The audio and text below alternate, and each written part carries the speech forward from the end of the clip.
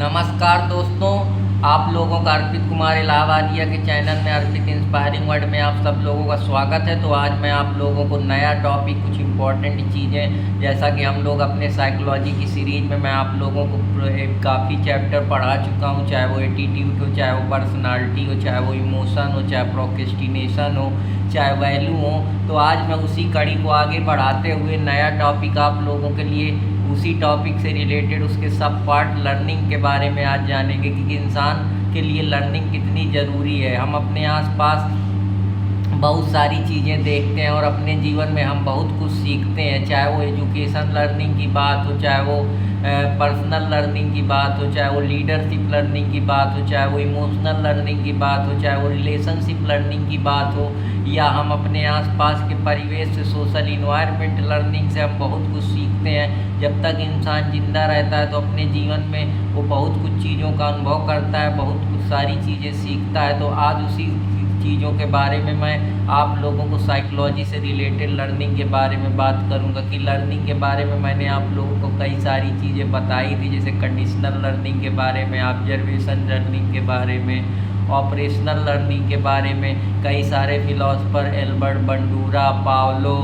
और भी बहुत सारी चीज़ों के बारे में मैं आप लोगों को, बीएफ स्कैनर के प्रिंसिपल भी मैं आप लोगों को बताया था, जहाँ रिवार्ड, हम enforcement, positive enforcement, negative enforcement की बात की थी। तो आज मैं आप लोगों को कि हम लोग लर्निंग के कितने प्रकार हो सकते हैं, लर्निंग को किस किस तरीके से सीखा जा सकता है, तो उन्हीं सारी चीज़ों के बारे में बात करूँगा।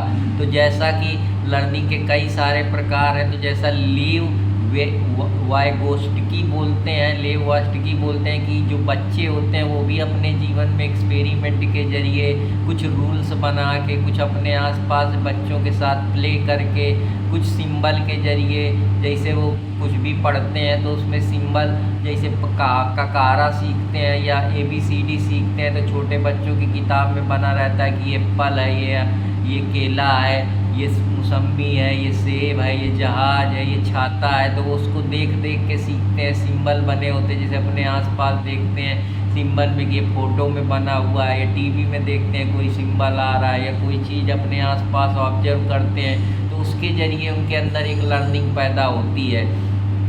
दूसरा बात होता है, बच्चे आपस में बोलते हैं, अपने आसपास के माहौल से सीखते हैं, अपने माता पिता से कम्युनिकेट करते हैं, अपने पीयर ग्रुप से कम्युनिकेट करते हैं, अपने आसपास के कलीग से लर्न करते हैं, टीचर से संवाद करके लर्न करते हैं, किसी भी इंसान से जिससे कम्युनिकेट करते हैं उनको बहुत सारी चीज़ें पॉजिटिव या निगेटिव रूप के तौर पे उनको सीखने को मिलती हैं। तो यही कारण है कि लर्निंग एक इम्पॉर्टेंट हिस्सा है, क्योंकि बिना लर्निंग के इंसान का कोई अस्तित्व तो नहीं है। अगर आप कुछ लर्न नहीं करें, आप कुछ जानते नहीं, तो आप एक पागल के समान है, जिसका इस संसार में कोई अस्तित्व तो नहीं है, ना उसने कुछ सीखा ना कुछ जाना।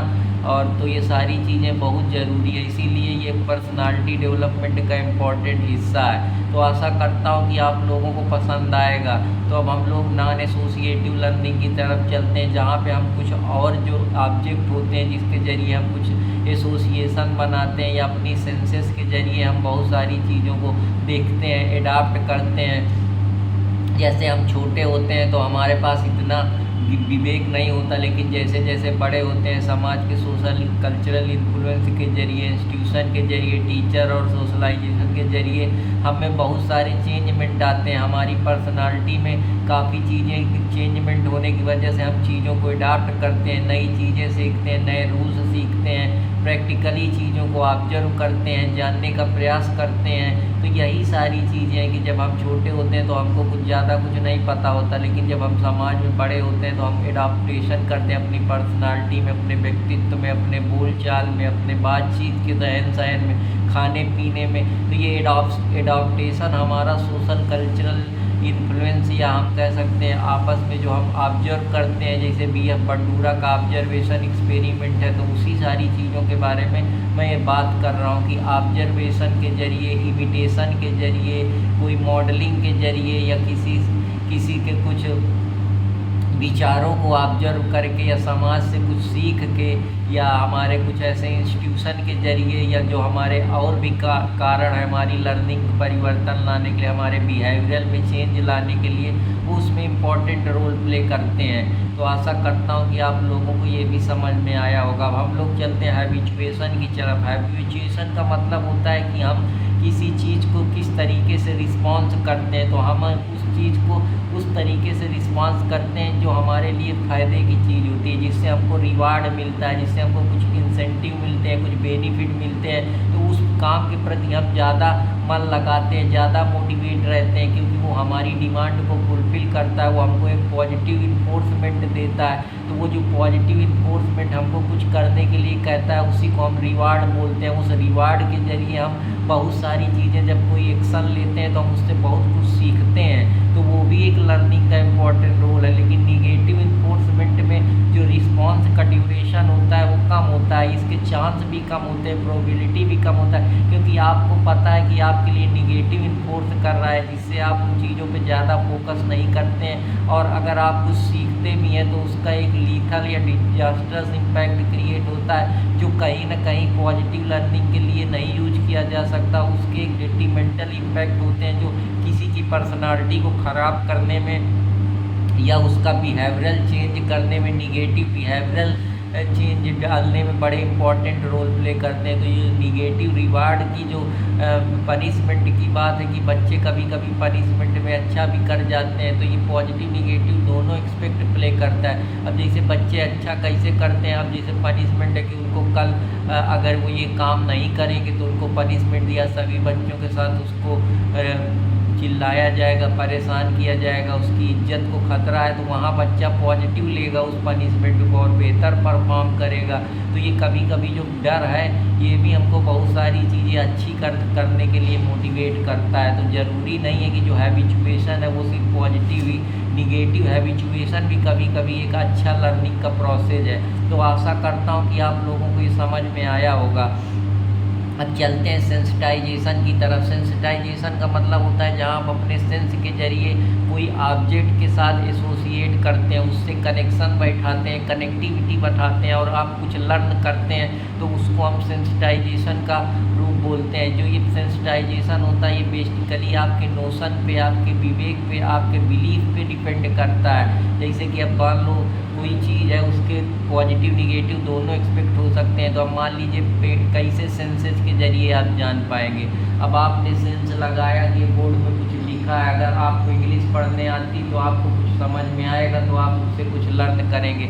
अब जैसे दो पेड़ा रखें, एक पेड़ा ख़राब है तो आपके सेंसेस पे महका, तो उसको पता चला कि ये महक रहा है, तो आपने तुरंत लर्न करा कि ये पेड़ा ख़राब है। अगर वही पेड़ा अच्छा महसूस होता, अच्छा खुशबू देता, तो आपको पता चलता कि ये पेड़ा अच्छा है, तो आप उससे अच्छे बुरे की जो लर्निंग कर पाए वो भी सेंस के ही जरिए कर पाए। अगर आपके न्यूरॉन्स या सेंस जो आपका कॉग्निटिव बिहेवियर है वो अगर वही प्रॉपर तरीके से न काम कर पाता तो आप इस सारी चीज़ों को लर्न ही न कर पाते। तो लर्न कहीं ना कहीं आपके सेंसेस पे डिपेंड करता है। तो आपकी जो न्यूरो साइंस है वो एक इम्पॉर्टेंट रोल प्ले करती है। तो आशा करता हूँ कि आप लोगों को ये भी पसंद आया होगा। जैसे पर बच्चा है वो हाथ में ऐसे रब करता है तो उसको वार्म सेंसेशन फील होता है, तो वार्म सेंसेशन से उसने ये लर्न करा कि उसको वार्म सेंसेशन महसूस हो रहा है, मतलब बॉडी हार्ट है, बॉडी में उसको एक तरीके से वार्म सेंसेशन पता चल रहा है, जिससे उसको एक्साइटमेंट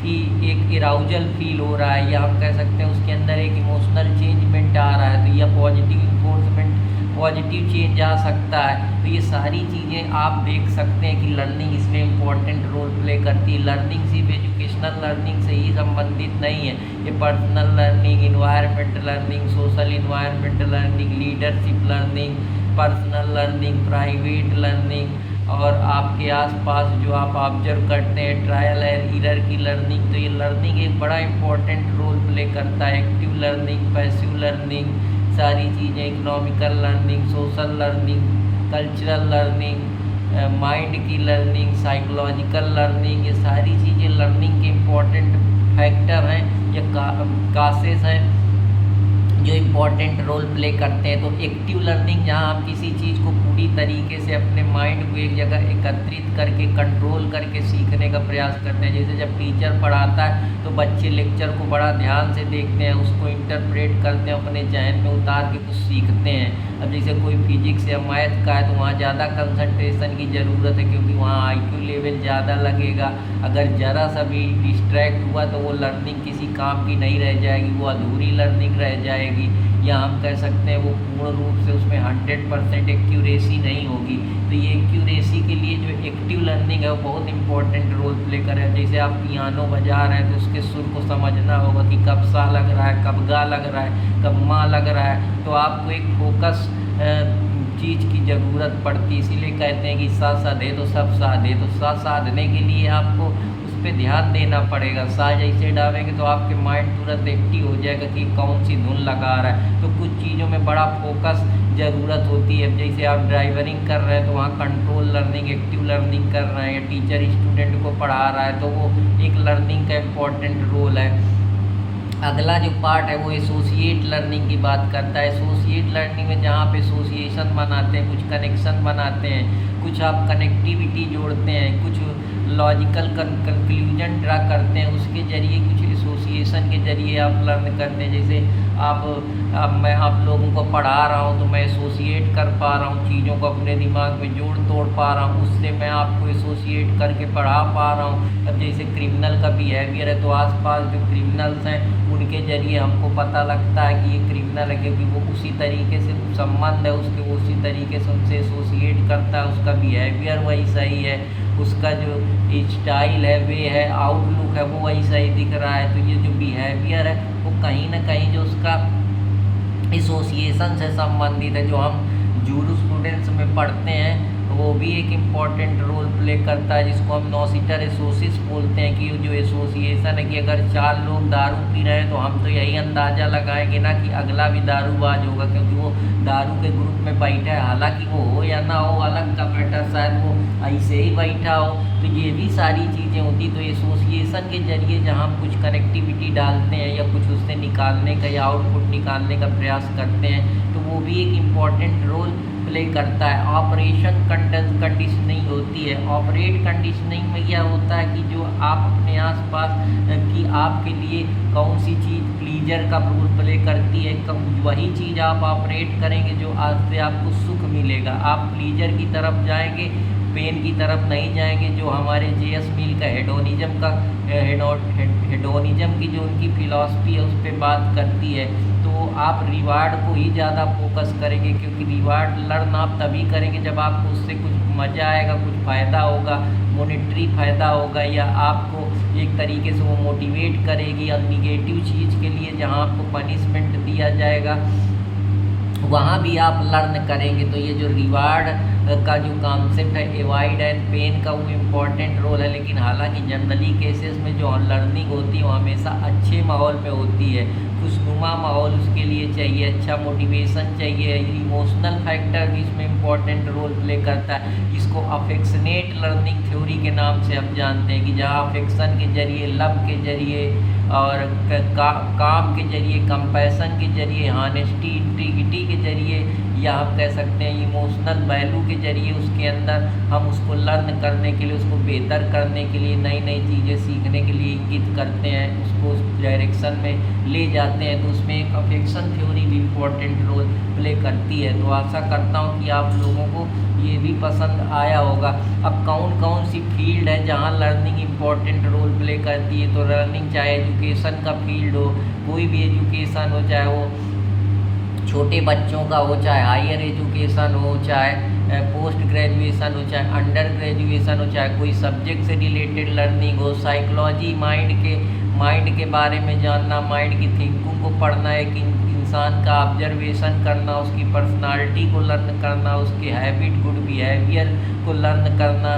तो ये सारे इम्पॉर्टेंट रोल है। एक्सपेरिमेंट के जरिए नया करना, नए नए scientific experiment, observation, case study के जरिए, कॉग्निटिव साइंस के जरिए जो आपकी माइंड की साइंस है, एक प्रॉपर लॉजिक रीजनिंग के साथ चीज़ों को लर्न करना, कोई नई पेडोगी के साथ लर्न करना। कोई एक्सीडेंट हुआ हो कि आप तेज़ साइकिल चला रहे थे तो आपका कुछ थोड़ा बारा चोट लग गई, तो उससे आपने लर्न करा कि अब मुझे साइकिल तेज़ नहीं चलानी है। या एक्सीडेंट हुआ है तो उसके ज़रिए, या कोई हैबिचुएशन के ज़रिए जो आपकी एक हैबिट बन चुकी है जिसको आप लगातार कर रहे हैं, वो भी है। ऑपरेशनल कंडीशनिंग के ज़रिए कुछ कंडीशन लगा के कि अगर मैं ये करूँगा तो ये इससे इम्पैक्ट आएगा, तो उससे भी आप चीज़ें एक शर्त लगा के, कंडीशन लगा के, तो उससे भी आप बहुत सारी चीज़ें लर्न करते हैं। अपने आसपास खेल के उनके रूल्स को समझ के एक बॉन्ड, इमोशनल बॉन्ड बन के बहुत सारी चीज़ें आप प्ले के ज़रिए सीखते हैं। कैसे किससे बिहेव करना है, कैसे खेलना है, कैसे हंसना है, कैसे किसी रूल को ऑब्जर्व करना है, किस तरीके से उसको देखना है। ये सारी चीज़ें अपने अपने विवेक से, आसपास की चीज़ों से, सोशल इन्वायरमेंट से आप लर्निंग लेते हैं। अपने मेमोरी में जो चीज़ें पड़ी हैं उसके जो थॉट्स हैं उससे आप बहुत सारी चीज़ें सीखते हैं। आपका प्रीवियस एक्सपीरियंस है लाइफ में जो आपने ऑब्जर्वेशन करा है, जैसे अल्बर्ट बंडूरा का कॉन्सेप्ट है कि ऑब्जर्वेशन के ज़रिए दूसरों की नकल करके फैशन का जो उनका एक मॉडल है उसके ज़रिए हम फैशन को देखते हैं, जो मॉडलिंग कहता है। या हम लर्निंग लीडरशिप की हो, या कोई ट्रेनिंग हो, या हम कह सकते हैं कस्टमर और जो हमारे बिजनेसमैन हैं उनके बीच में हम लर्न करते हैं। हम फैमिली से लर्न करते हैं, हम अपने पेरेंट्स से लर्न करते हैं। तो ये ऑब्जर्वेशन जो अल्बर्ट बंडूरा का है ये काफ़ी इम्पोर्टेंट रोल प्ले करता है। अगर जो क्लासिकल कंडीशनिंग हम लगाते हैं रिवार्ड और पॉजिटिव रिइंफोर्समेंट की, उससे भी हम बहुत सारी चीज़ें लर्न करते हैं। किसी चीज़ को हम डिक्लेयर कर देते हैं तो वो हम उस चीज़ को पॉजिटिव रूप में देखें हैं, या हमको वो पूरी तरीके से सही लग रही है तो हम उस चीज़ को, जैसे हमने डिक्लेयर कर दिया कि ये बोर्ड है, तो पहले ही किसी ने इस चीज़ को प्रूव करा होगा, अनलेस एंड अनटिल इसको कोई दूसरा डिसप्रूव कर दे कि ये वो चीज़ नहीं है तो हम उसको मान लेंगे। जैसे हम इंडियन एविडेंस में रिब्यूटल प्रजम्पशन की बात करते हैं कि जब तक कोई आदमी उसका खंडन न कर दे, कोई नया प्रूफ न ला दे, कोई नया एविडेंस न ला दे, तब तक हम उस लर्निंग को ट्रू लर्निंग ही मानते हैं। तो आशा करता हूँ कि आप लोगों को ये भी समझ में आया होगा। अब ऑपरेशन लर्निंग की बात करते हैं। ऑपरेशन लर्निंग में क्या होता है, जब हम किसी के बिहेवियर को ऑब्जर्व करते हैं, बिहेवियर से कुछ चीज़ें से, जैसे अपने पेरेंट्स से लर्न करते हैं कि हमको सबसे अच्छे से बोलना चाहिए, अच्छे से पेश आना चाहिए, सबका सम्मान करना चाहिए, माता पिता की पूजा करनी चाहिए, माता पिता को सम्मान देना चाहिए, अपने फ्रेंड से अच्छे से बिहेव करना चाहिए, शेयर एंड केयर करना चाहिए, अच्छे से रिलेशनशिप उनके साथ रखने चाहिए, टीचर का सम्मान करना चाहिए, टीचर को गुरु तुल्य मानना चाहिए। तो ये लर्निंग के ही इम्पॉर्टेंट रोल है। प्ले एक स्ट्रांग लर्निंग प्रोसेस है जिसके ज़रिए हम कोलैबोरेट करते हैं, अपनी भावनाओं को शेयर करते हैं, अपने इमोशन के बारे में बात करते हैं, नए नए रूल लर्न करते हैं। जो सेंसोरी मीटर होता है जहाँ हम किस प्ले को किस तरीके से खेलना है, उसका फंक्शन क्या है, नई नई एक्टिविटी को किस तरीके से परफॉर्म करना है। जैसे रिपीटेशन ऑफ एक्टिव में हम लोग हाथी उड़ गेम खेलते हैं तो हाथी तो उड़ नहीं सकता, तो जो वैसे रिपीटेशन होगा वैसे हमको पता चल जाएगा कि हाथी तो नहीं उड़ सकता। तो हमने क्या लर्न करा कि हाथी नहीं उड़ सकता है। जैसे हम बर्फ़ पानी खेलते हैं तो हम किसी को बर्फ़ दे देते हैं तो वो बर्फ़ उड़ जाता है, तो हमको पता चल जाता है कि अब ये बर्फ़ हो गए। तो हमने क्या लर्निंग करा, खेल बच्चों ने क्या सीखा कि ये बर्फ़ है, ये पानी है, तो उस जरिए भी वो आपस में संबंध बना रहे हैं, चीज़ों को सीख पा रहे हैं, उसको अपने माइंड में ऑब्जर्व कर पा रहे हैं। या पन्नी में हम लोग कुछ रूल्स बना देते हैं कि अगर इन रूलों का उल्लंघन किया, जैसे कबड्डी में अगर ये लाइन को पार कर गए, जो लाइन एक एक्चुअली बनाई गई है कि निर्धारित रेखा अगर इसको पार कर लिए तो तुम नहीं मरोगे या तुम जिंदा रहोगे। तो ये सब चीज़ों के ज़रिए बच्चे लर्न कर रहे हैं, चाहे वो स्पोर्ट लर्निंग की बात हो या उनके पर्सनल बिहेवियर में लर्निंग में जो चेंजमेंट आ रहा है वो एक इम्पॉर्टेंट रोल प्ले करता है, जिसके जरिए वो एक्सपेरिमेंट करते हैं। जैसे सांप सीढ़ी खेलते हैं तो सांप काट लेता है तो उनको पता चल जाता है यहाँ खतरा है, तो वहाँ से भी वो एक प्रकार से लर्निंग ले रहे हैं। या मूवमेंट प्ले के जरिए जैसे किस प्रकार से मूवमेंट करना है, जैसे कबड्डी में किस तरीके से, तो वो लर्न करते हैं कि इसमें इतना ज़रूरत है, या इसमें थिंकिंग जनरेट करने की इसको कैसे हराना है, कैसे इसको पकड़ना है। तो ये सारी चीज़ें हैं जिससे जरिए उनको प्रॉब्लम सॉल्विंग का पता चलता है कि ये प्रॉब्लम है तो उसको कैसे सॉल्व करना है। अभी ये सारा जैसे पन्नी वाला गेम है तो 3 लोग घूम रहे हैं कि कोई छूना भी नहीं चाहिए, पन्नी लेके जाना है, तो पन्नी को कैसे लेके जाएगा, वो प्रॉब्लम सॉल्विंग लगा रहा है, वो माइंड लगा रहा है, अपने माइंड से इंटरेक्ट कर रहा है, कोई नई थिंकिंग, कोई नई लर्निंग पैदा करेगा, फिर जाके उस काम को आसानी से कर ले जाएगा।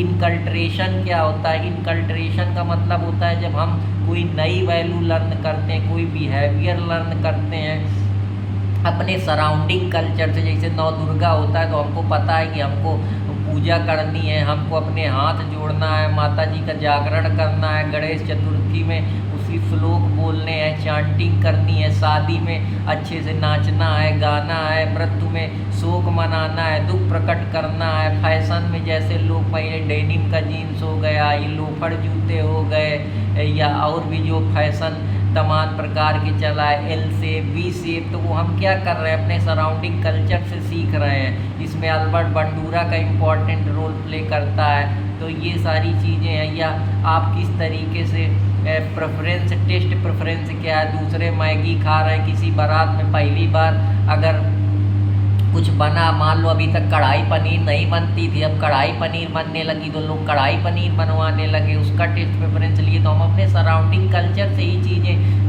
यूज करते हैं। जैसे अभी तक लोग नोकिया का S2 फ़ोन चलाते थे, आजकल लोग OnePlus चला रहे हैं, एप्पल का चला रहे हैं। धीरे धीरे आज तक जो लोग था ब्लैक बोर्ड चलता था, अब देखिए डिजिटल बोर्ड आ गया, टेक्नोलॉजी का ज़माना। तो हम अपने कल्चर के आसपास से सीख रहे हैं, हम सीख रहे हैं किस प्रकार से हमारी वैल्यू है, किस प्रकार से हमको बिहेव करना है, कैसे हमको अपने सेल्फ इंटरेस्ट को ध्यान में रखना है। साथ ही साथ पर्सनल जो हमारा एक प्रकार से प्रोफेशन है, पब्लिक प्राइवेट रिलेशनशिप किस तरीके से बना के रखनी, कैसे लोगों से कंपैशन, लव, ऑनेस्टी के जरिए अपने पेरेंट का सम्मान करना है, एडल्ट और पीयर ग्रुप से हमको आगे बात करनी है, अपने रिचुअल्स का ध्यान रखना है, अपने कस्टम ट्रेडिशन का ध्यान रखना है। उसके आधार पे हम नई नई चीज़ें लर्न करते हैं, नए नए कल्चर लर्न करते हैं, चाहे टेम्पल हो, चाहे कोई त्यौहार हो, चाहे कोई हमारी पुरानी सांस्कृतिक चीज़ें हो, या कोई हमारी लिटरेचर हो। तो हम अपने आसपास के कल्चर से ही उन चीज़ों पे प्रभाव हमको पड़ता है। या जो हमारे समाज के रूल्स हैं कि हमको ये ब्रेक नहीं करना है, अपने परिवार में शादी नहीं करनी है,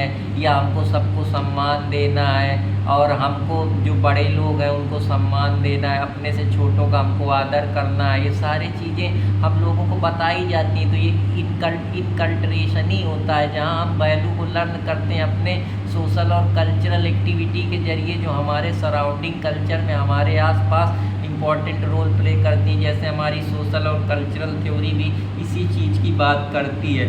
तो आशा करता हूँ कि आप लोगों को ये भी पसंद आया होगा। नॉन फार्मल लर्निंग क्या होती है? नॉन फार्मल लर्निंग का मतलब होता है जहाँ आप किसी चीज़ को साथ में जोड़कर उसके लर्न करते हैं। सिमिलर इंटरेस्ट जहाँ होता है तो आप उस चीज़ को लर्न करते हैं। जैसे दो लोग हैं वो आपस में बात कर रहे हैं तो उनका इंटरेस्ट सेम है, तो वो बहुत सारी चीज़ें लर्न करेगा कि ये मेरी तरह सोचता है, मेरी तरह इसकी थिंकिंग है, ये मेरे लिए काम का आदमी है, मुझे इसके साथ मिलके काम करना चाहिए। तो वो आपका एक सोशल बॉन्ड भी बनाता है, एक इमोशनल रिलेशनशिप डेवलप करता है, जो कहीं ना कहीं चल के आपका एक लव या की तरफ इंगित करता है, या आपके रिलेशन जो होते हैं बेहतर होते हैं, जिससे आप अपने जो व्यू पॉइंट होते हैं वो उसको एक्सचेंज करते हैं और जो दूसरा इंसान होता है उसको सराहता है। तो ये आप कहीं ना कहीं जो आपकी इंटेंशनल लर्निंग आप एक तरीके से कर रहे हैं, आप इंटेंशन है आपके अंदर, आप उस चीज़ को इंटेंशनली देख पा रहे हैं, लर्न कर पा रहे हैं। आप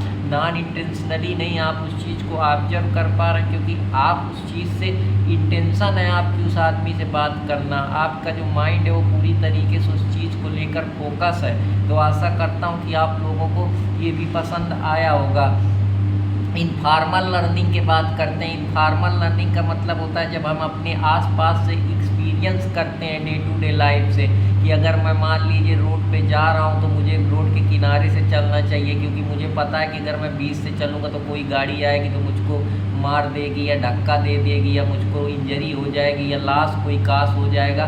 तो उस सब सिचुएशन में हम अपने आसपास डे टू डे चीज़ों से एक्सपीरियंस करते हैं कि आपको तेज़ गाड़ी नहीं चलानी चाहिए, क्योंकि हमने देखा है कि इसकी वजह से एक्सीडेंट हो जाते हैं। तो जैसे अभी कानपुर में एक बहुत भीषण हादसा हुआ। तो ये सारी चीज़ें हैं गोइंग, जिससे हमको अटेंशन पैदा होती है। हम नई नई अपने लाइफ को किस तरीके से बिहेव करना है, किस प्रकार से प्ले करना है, कैसे चीज़ों को एक्सप्लोर करना है, ये सारी चीज़ें हमारे अंदर आती हैं। कैसे किसी चीज़ को प्ले करना है, किस प्रकार से हमको आगे बढ़ना है, ये सारी चीज़ें इम्पोर्टेंट प्ले करती हैं। हम उससे कुछ सीखते हैं, कुछ टीचिंग हमको मिलती है, कुछ फ़ायदे की चीज़ मिलती है। जैसे जो रूबिक क्यूब गेम होता है उससे हम सीखते हैं कि प्लेयर क्या क्या लर्न करता है। उससे ये लर्न करता है कि इसका पैटर्न क्या है, मैं कितनी जल्दी इन चीज़ों को सॉल्व कर सकता हूँ, कैसे जो उसकी मसल मेमोरी है वो एक प्रकार से बुल्ड होती है, स्पीड कितनी स्पीड में उसको उस खाने को प्रॉपर भरना है, कितना थिंकिंग लगानी है कि मैं इस क्यूबिक को सही तरीके से सॉल्व कर पाऊँ, कौन सा शॉर्टकट अपनाऊँ कि जल्दी हो जाए,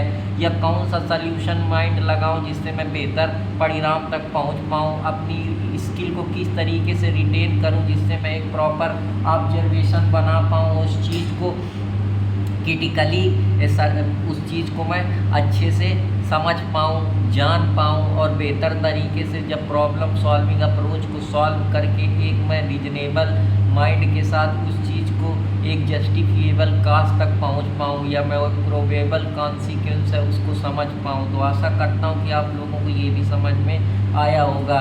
एपिसोडिक लर्निंग क्या होती है? एपिसोडिक लर्निंग का मतलब होती है जहां आपका बिहेवियर चेंज होता है। ये बिहेवियर आपका कॉग्निटिव सिस्टम की वजह से हो सकता है, या सोशल इकोनॉमिक इन्वायरमेंट की वजह से हो सकता है, कल्चरल इकोसिस्टम की वजह से हो सकता है, या आपके न्यूरॉन्स जो है न्यूरोलॉजिकल साइंस है उसमें चेंजमेंट होने की वजह से हो सकता है, या जो आपकी ब्रेन का एनाटॉमी है उसमें, या आपका जो हार्मोनल चेंज है उसकी वजह से हो सकता है। तो ये जो बिहेवियर का चेंजमेंट है, या टेस्ट प्रेफरेंस की वजह से, या ऑब्जर्वेशन करने की वजह से जो आपके अंदर चेंजमेंट आता है, या कोई इवेंट हुआ है उस इवेंट की वजह से आप में परिवर्तन आ गया, या आपने कुछ ऐसा देखा या ऑब्जर्व करा, या डे टू डे लर्निंग से आपने कुछ सीखा जो आपके, या कोई आपकी पास्ट मेमोरी है, या कोई थॉट्स हैं, या आपके कोई पास्ट एक्सपीरियंस है किसी चीज़ को लेकर। तो वो एपिसोडिक लर्निंग का मतलब जो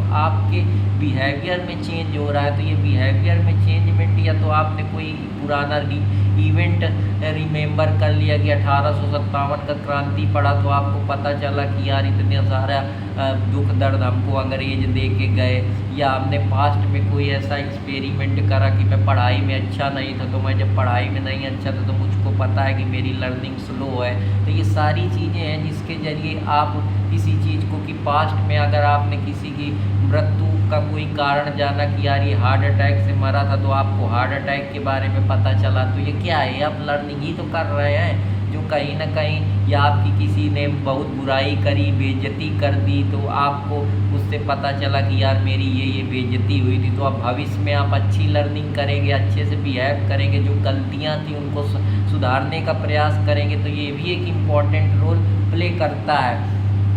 मल्टीमीडिया लर्निंग में क्या होता है? आप किसी चीज़ को दो तरीके से उसको सोच रहे हैं, आप उसको सुन भी रहे हैं, साथ ही साथ आप उसको विजुलाइज भी कर रहे हैं। आप कैसे सुन भी रहे हैं, विजुलाइज कर रहे हैं? जैसे आप टीवी में कोई प्रोग्राम देखते हैं तो आपको न्यूज़ सुनाई देती है, साथ में साथ आप एंकर को भी देख रहे हैं। कोई गाना सुनते हैं, गाना तो सुन ही रहे हैं, साथ में डांस भी देख रहे हैं। कोई वेब सीरीज देख रहे हैं, उसको भी देख रहे हैं, साथ में कोई एक्ट कर रहे हैं, या कंप्यूटर में मल्टीटास्किंग कर रहे हैं, नीचे चैटिंग कर रहे हैं, साथ ही साथ गाना भी सुन रहे हैं, पढ़ भी रहे हैं। तो ये भी सारी चीज़ें हैं। तो ये मल्टीटास्किंग है, जहाँ आप डबल कोड थ्योरी का 2 कोड लगा रहे हैं, एक कोड नहीं लगा रहे। अब जैसे कोडिंग है, तो कोडिंग के ज़रिए आप क्या कर रहे हैं? कोडिंग इम्पॉर्टेंट रोल प्ले कर रही है, क्योंकि कोडिंग के जरिए ही आप जितने भी मोबाइल के फंक्शन हैं उनको प्रॉपर परफॉर्म कर पा रहे। तो ये कोडिंग भी डुअल रोल प्ले कर रही है। ये डुअल रोल में कैसे है कि कोडिंग के जरिए सारी चीज़ें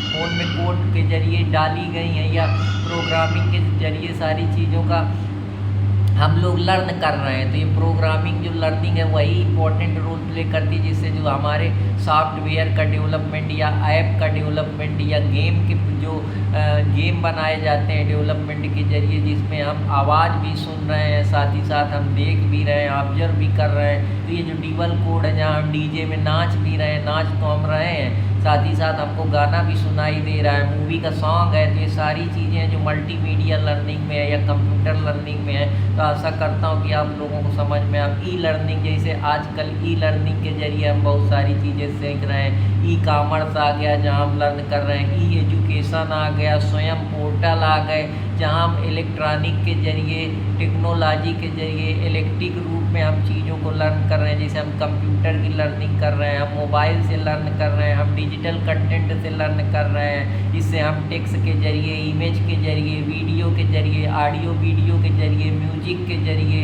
ये सारी चीज़ें हैं। जैसे मूरे ने 1989 में 3 कोर इंटरेक्शन बताया था, जिसमें उसने क्वालिटी के बारे में बात की थी कि एक अच्छी क्वालिटी होना चाहिए, एक इफेक्टिव ऑनलाइन लर्निंग होना चाहिए, और जो लर्नर है उसमें कम्युनिकेशन होना चाहिए। जब लर्नर के साथ कम्युनिकेशन होगा तभी, जैसे जो पीयर से पीयर के ग्रुप होगा जहाँ पे कोई टीचर नहीं होगा, वो एक प्रकार से हम कह सकते हैं कि हम कम्युनिकेशन के जरिए उस चीज़ को लर्न करेंगे। या एक होगा जिसमें लर्नर और इंस्ट्रक्टर के बीच होगा, जिसमें स्टूडेंट और टीचर आपस में संवाद करेंगे, कम्युनिकेट करेंगे, अपनी बात रखेंगे। एक लर्नर और कंटेंट के बीच होगी, ऑनलाइन आपको चीज़ें दिखाई दे रहे हैं, उसको आप पढ़ रहे हैं, उससे अंडरस्टैंड कर रहे हैं। जैसे कोई चित्र आ गया या कोई फ़ोटो आ गई ऑनलाइन में, कोई डायग्राम बना है, उससे आप लर्न कर रहे हैं, कुछ परसीव कर रहे हैं, कुछ देख पा रहे हैं, या कुछ अपने माइंड में ऐसा स्ट्रक्चर बना रहे हैं जो आपने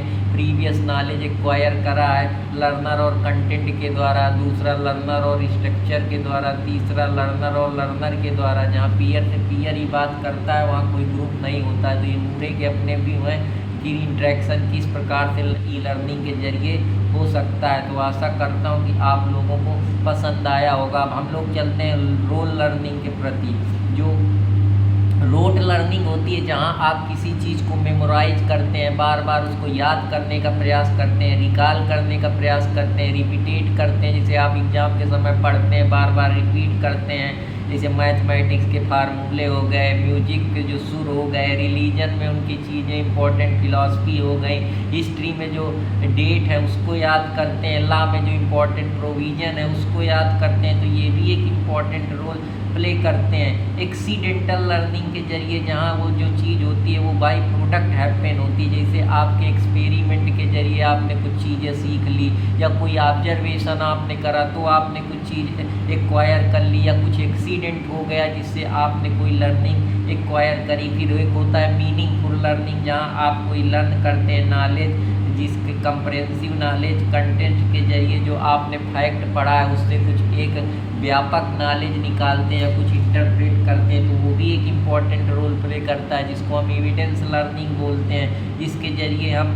स्कूल के पास से, इन्वायरमेंट से अपने गोल और ऑब्जेक्टिव के जरिए चीज़ों को सीखते हैं, डिप्लोमा या डिग्री के जरिए सीखते हैं। तो वो भी एक लर्निंग का इम्पॉर्टेंट रोल है। डायलॉग से, आपस में संवाद करने से, डायलॉग से हम अपने माइंड में इंटरप्रेट करते हैं, बहुत सारी चीज़ें सीखते हैं। तो एक डायलॉग लर्निंग भी होती है। एक टेंजिबल लर्निंग होती है जिसमें पीपल खुद से अपने आप से ही सीखता है, एजुकेट होता है। जैसे अब मान लो उसको हारमोनियम बजाने नहीं आता तो उसने लगाया तो उसको पता चला कि ऐसे बोलती है, तो उससे वो सीखा। गिटार के जरिए, वीडियो गेम के जरिए सॉन्ग बजाना या डांस करना, गेम खेलना, तो ये खुद की लर्निंग है। तो ये इम्पोर्टेंट रोल प्ले करती हैं। तो आशा करता हूँ कि आप लोगों को ये पसंद आया होगा। तो अब मैं चलता हूँ बेंजामिन ब्लूम के बारे में हम लोग समझते हैं। ये एक बहुत ही इम्पोर्टेंट लर्नर है, एक साइकोलॉजिस्ट है, जिन्होंने लर्निंग को टैक्सोनॉमी में बताया है कि लर्निंग के क्या क्या प्रकार हो सकते हैं, लर्निंग को हम किस प्रकार से समझ सकते हैं। तो इन्होंने कैटेगराइजेशन किया है कॉग्निटिव में कहते हैं कि आप किस चीज़ को किस तरीके से रिकॉल करते हैं। जैसे आपने कुछ लर्न करा तो अब आप उसको रिकॉल करेंगे, उसको याद करने का प्रयास करेंगे। तो कॉग्निटिव का मतलब जो आपके माइंड से चीज़ें चल रही हैं। तो इन्होंने 3 डायमेंशन दिए। कॉग्निटिव में इन्होंने रिकॉल के जरिए बताया, कैलकुलेट करके, जैसे हम किसी गणित का फार्मूला है तो उससे कुछ निकालते हैं, अपने डे टू डे चीज़ों को कैलकुलेट करते हैं, ऑब्जर्व करते हैं, उससे हम अपने दिमाग में कुछ नई चीज़ याद करते हैं या सीखते हैं। तो वो भी एक इम्पॉर्टेंट है। किसी से कोई बातचीत करके, किसी चीज़ का डिस्कशन करके, कोई जैसे नई पॉलिसी आई, कोई स्कीम आई, कोई इम्पोर्टेंट डिस्कशन है जो आपके लाइफ से रिलेटेड, अपने दोस्तों से बातचीत करना, अपने डे टू डे चीज़ों को बारे में जो आप सोचते हैं उसका डिस्कशन करना, अपने विचारों को रखना, उनके विचारों को रखना। तो ये सारी चीज़ें, किसी चीज़ प्रॉब्लम है उसको, उसका A to Z जानना, उसके पॉजिटिव निगेटिव समझना, उसका इम्पैक्ट जानना, उस प्रॉब्लम को पूरी तरीके से 360 डिग्री एनालिसिस करना। तो ये कॉग्निटिव फंक्शन के तहत आती। फिर एक उनका जो इम्पोर्टेंट ब्लूम का, एक बेंजामिन ब्लूम का अगला जो इम्पोर्टेंट डायमेंशन है वो साइकोमीटर है। साइको मतलब जो आपके माइंड से आप किसी चीज़ को कर रहे हैं। जैसे गाड़ी का मीटर जब एक्सीलेटर लो तो बढ़ता है, तो वो तो मान लो आर्टिफिशियल सिस्टम है। लेकिन जो हमारा माइंड है वो हमारा किस प्रकार से, हमारे जो न्यूरॉन्स हैं वो इनको एक इंडिकेट करते हैं, वो हमारा मीटर चलने। जैसे हम डांस के जरिए सीखते हैं कि हम कैसे आपस में क्लोज आते हैं, कैसे हमारी भावनाएं बनती हैं। स्विम के जरिए हमको पता चलता है कि हमको पानी में कैसे तैरना है। स्किल के जरिए हम बहुत कुछ सीखते हैं। ड्राइव के जरिए हमको पता चलता है ट्रक कैसे चलाना है, ठेला कैसे चलाना है, गियर कैसे लगता है, ये सारी चीज़ें हैं। राइड के जरिए हमको कैसे एडवेंचर करना है, किस प्रकार से चीज़ों को राइड करना है, गाड़ी कैसे चलानी है, बाइक को कितना भगाना है, कितना क्या करना है। तो वो हमारे साइकोलॉजिकल मीटर से इम्पॉर्टेंट रोल प्ले करते हैं। जो हमारा साइको है, जो हमारा माइंड है, उसमें एक मीटर लगा हुआ है। जो हमारे न्यूरॉन्स है वो सिग्नल देते हैं, जो हमारे केमिकल रिएक्शन है बॉडी के, वो जो हमारे अंदर चेंजमेंट लाते हैं। साइकोलॉजिकल बिहेवियर में हमारे चेंजमेंट होता है, जिसकी वजह से हम इमोशन जो हमारे अंदर आते हैं या जो थॉट्स आते हैं, या जो साइकोलॉजिकल एक्सप्रेशन हमारा बनता है किसी भी चीज़ को लेकर, वो उसमें इम्पोर्टेंट रोल प्ले करते हैं। अफेक्शनेट का मतलब अफेक्शन, किसी के प्रति लव, हेट। तो आशा करता हूँ कि आप लोगों को पसंद आया होगा। धन्यवाद।